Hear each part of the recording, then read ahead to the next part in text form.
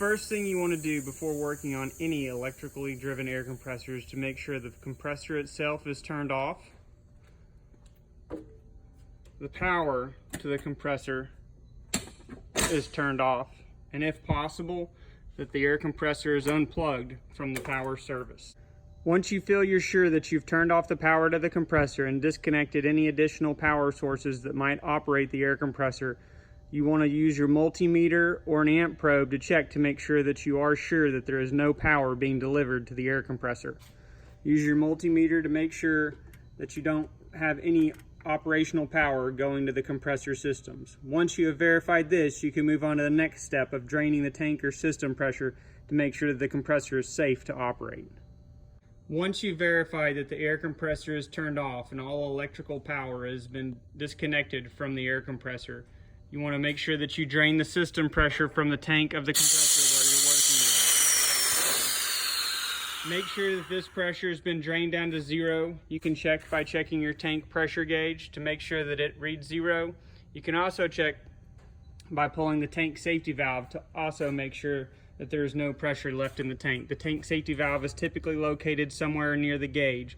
Once you've checked all these things, your compressor is now safe to work on. Now I'm going to show you how to replace the check valve out of your compressor tank. Depending on the configuration of your compressor, the check valve may be located in different areas on the tank. The check valve on this tank is located on the end portion on a horizontal style tank. On some vertical tanks, the check valve may be located on the side of the compressor tank. On other vertical compressors or horizontal compressors, the check valve may be located in the top of the tank. If your check valve has a pilot air line like this one, simply release it by pulling up on the orange disc and pulling the line down to remove any source air from the check valve. First, we're going to begin by removing the air intake line coming from the compressor pump.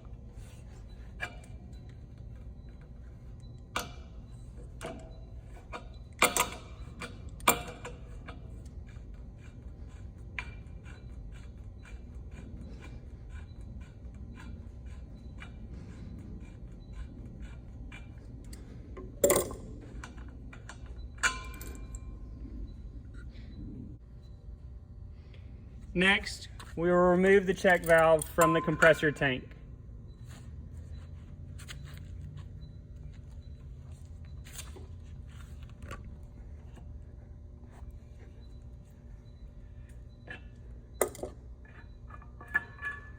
With the check valve removed from the compressor tank, we can inspect it for any debris, clean, or replace it.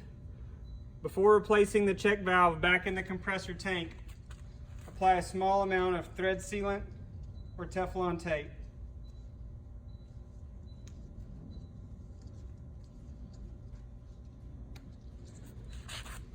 At that point, you can then reinstall the check valve or replace with a new check valve back into the compressor tank.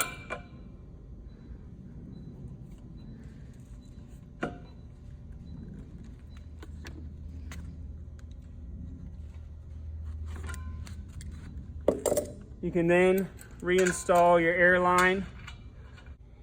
Reinstalling the air line to the check valve.